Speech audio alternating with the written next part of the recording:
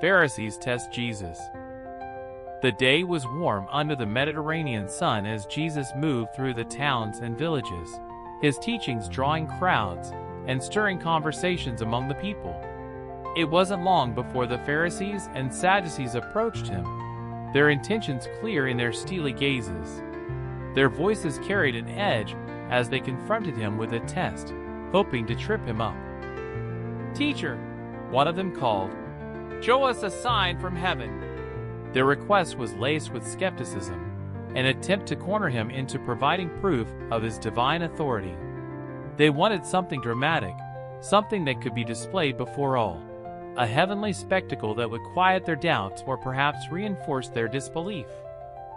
Jesus, standing calm and resolute, met their challenge with a question of his own. "When it is evening, you say, 'It will be fair weather, for the sky is red.' And in the morning, 'There will be a storm today, for the sky is red and threatening.'" His voice carried the weight of quiet rebuke. "Do you know how to discern the appearance of the sky, but cannot discern the signs of the times?" The Pharisees and Sadducees exchanged uneasy glances. Jesus' words pierced their hearts, exposing their superficial understanding. They were adept at interpreting the natural world, but blind to the spiritual realities unfolding before them. "An evil and adulterous generation seeks after a sign," he continued, his voice steady, "and a sign will not be given it, except the sign of Jonah." The crowd stirred at this mention. Jonah's story echoed in their minds. The prophet who spent 3 days in the belly of a great fish, a foreshadowing of something far greater. But Jesus said no more.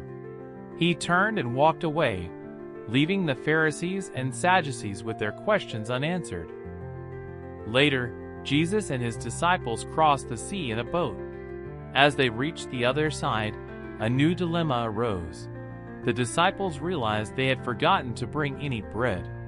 The oversight sparked whispers among them as they discussed what they would do. Jesus, always aware of their thoughts, spoke up. "Watch out and beware of the leaven of the Pharisees and Sadducees," he warned, his tone earnest. The disciples glanced at one another, their faces puzzled. "He said that because we did not bring any bread," one of them whispered, his voice laced with uncertainty. Jesus sighed, a mixture of patience and exasperation in his expression. "You men of little faith," he said, "why do you discuss among yourselves that you have no bread? Do you not yet understand or remember the 5 loaves of the 5,000 and how many baskets full you picked up? Or the 7 loaves of the 4,000 and how many large baskets full you picked up?" As he spoke, the disciples began to recall the miracles they had witnessed, the multiplication of bread that had fed thousands, the abundance left over. The truth of his power and provision pressed upon them, dispelling their immediate concerns. "How is it that you do not understand that I did not speak to you concerning bread?" Jesus continued. "But beware of the leaven of the Pharisees and Sadducees." At last, the meaning of his words became clear. Jesus wasn't speaking of physical bread, but of the corrupting influence of the Pharisees and Sadducees. Their teachings, their hypocrisy, their insistence on outward appearances over inward truth. The disciples, understanding now, exchanged solemn nods. They saw the wisdom in his warning, and the call to guard their hearts against false teachings. As the group continued their journey, the lessons lingered in the disciples' minds. Jesus' words, his rebukes, and his miracles all pointed to a kingdom not of this world, a kingdom where faith, truth, and understanding mattered far more than the superficial signs and outward acts that others demanded. Through it all, he patiently guided them, teaching them to see beyond the surface to the deeper truths of the kingdom of heaven. Peter's confession of Christ. The group of disciples followed Jesus as he led them into the district of Caesarea Philippi, a region marked by its rugged beauty and a history of devotion to many gods. The air was crisp, the scenery tranquil, but within this serenity, Jesus posed a question that pierced through the mundane. "Who do people say that the Son of Man is?" he asked, his voice thoughtful yet probing. The disciples glanced at one another, pondering the opinions they had overheard in the towns and villages they had visited. One of them spoke up. "Some say John the Baptist," his tone cautious. Another added, "Others say Elijah." A third chimed in, "But still others say Jeremiah or one of the prophets." Jesus listened, nodding slightly, but his gaze remained steady as he posed the next question, one that carried far greater weight. "But who do you say that I am?" The disciples fell silent, the gravity of his words settling over them. It was no longer about what others thought or said. It was personal now. Each of them felt the importance of the moment. Then Simon Peter stepped forward, his voice firm and unhesitating. "You are the Christ, the Son of the living God," he declared, his eyes meeting Jesus with conviction. A smile spread across Jesus' face, his expression both approving and full of joy. "Blessed are you, Simon Bar-Jonah," he said warmly, "because flesh and blood did not reveal this to you, but my Father who is in heaven." There was a reverence in his tone, a recognition that Peter's declaration had come not from human insight but divine revelation. Jesus' gaze deepened as he continued, his words carrying profound significance. "I also say to you that you are Peter, and upon this rock I will build my church, and the gates of Hades will not overpower it." The disciples looked at one another, the weight of his statement sinking in. Peter, the once impulsive fisherman, was being called to a foundational role in the mission of the kingdom. "And I will give you the keys of the kingdom of heaven," Jesus continued, his tone resolute.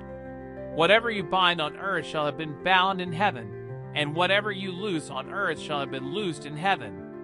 The authority he spoke of was immense, a commission to Peter and the disciples to carry forth the work of heaven on earth. The moment was profound, a turning point for the disciples as they began to understand more fully who Jesus was and the mission that lay ahead. Yet, even in this revelation, Jesus warned them. "Tell no one that I am the Christ," he instructed. His time had not yet come, and the path ahead was one that required careful timing and purpose. As the disciples absorbed his words, the landscape around them seemed charged with a sense of destiny. They had followed Jesus across seas, through crowds, and into wildernesses, but now they saw him more clearly than ever before, as the Messiah, the Christ, the Son of the living God. And with that revelation came not just understanding, but a call to action, one that would echo through history and eternity alike. Jesus foretells his death. The air was heavy with a mix of anticipation and unease as Jesus gathered his disciples, the weight of what lay ahead etched on his face. The time for preparing them was drawing short, and he began to speak with a candor that carried both gravity and sorrow. "The Son of Man must go to Jerusalem," he said, his voice steady though filled with an undertone of resolve. "He will suffer many things at the hands of the elders, the chief priests, and the scribes. He will be killed, and on the third day he will be raised up."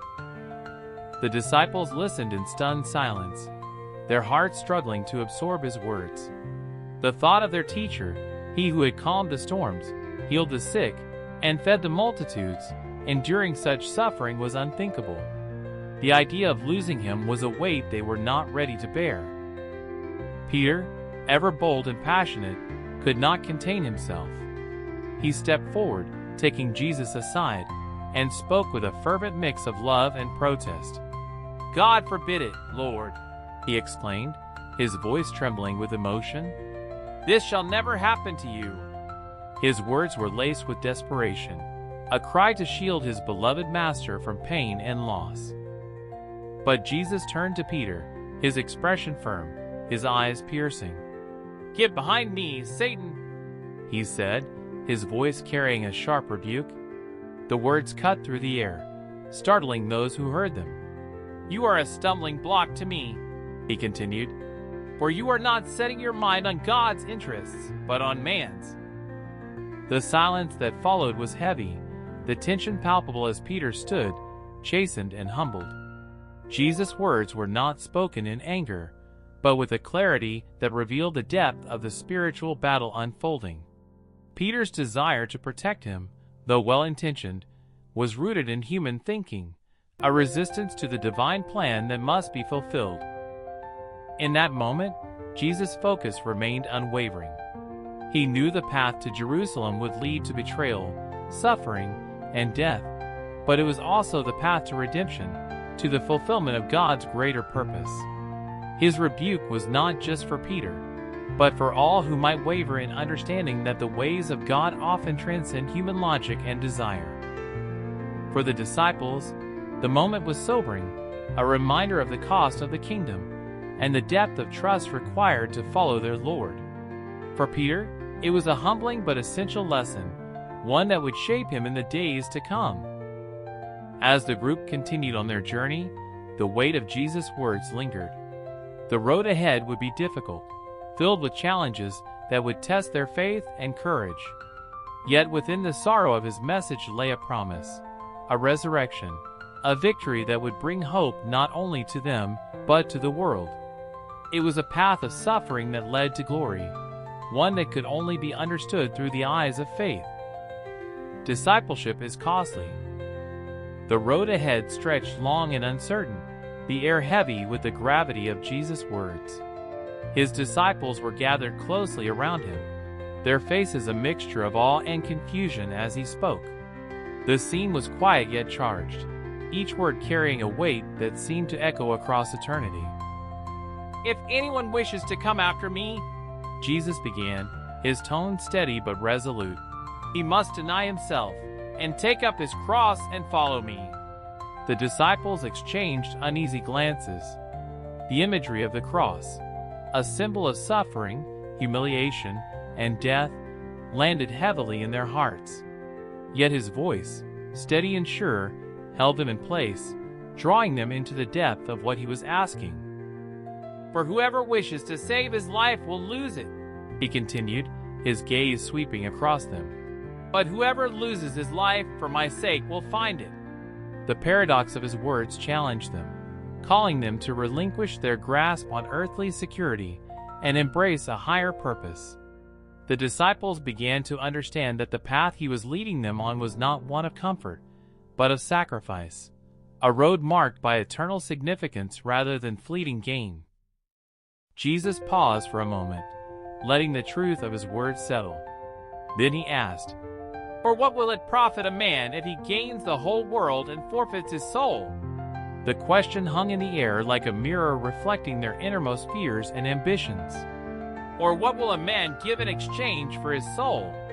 His voice softened, yet the challenge was no less direct. They could imagine the treasures and allure of the world, but his question forced them to confront the deeper cost of their choices, their very souls. Then, lifting his gaze as if seeing beyond the present moment, Jesus spoke with a promise that both awed and stirred them. "For the Son of Man is going to come in the glory of his Father with his angels, and will then repay every man according to his deeds." The image of divine glory and ultimate justice painted a picture of hope and accountability, a vision that beckoned them toward faithfulness. He concluded with a cryptic yet powerful declaration. "Truly I say to you, there are some of those who are standing here who will not taste death until they see the Son of Man coming in his kingdom." His words left them puzzled, each one turning them over in their minds. What could he mean?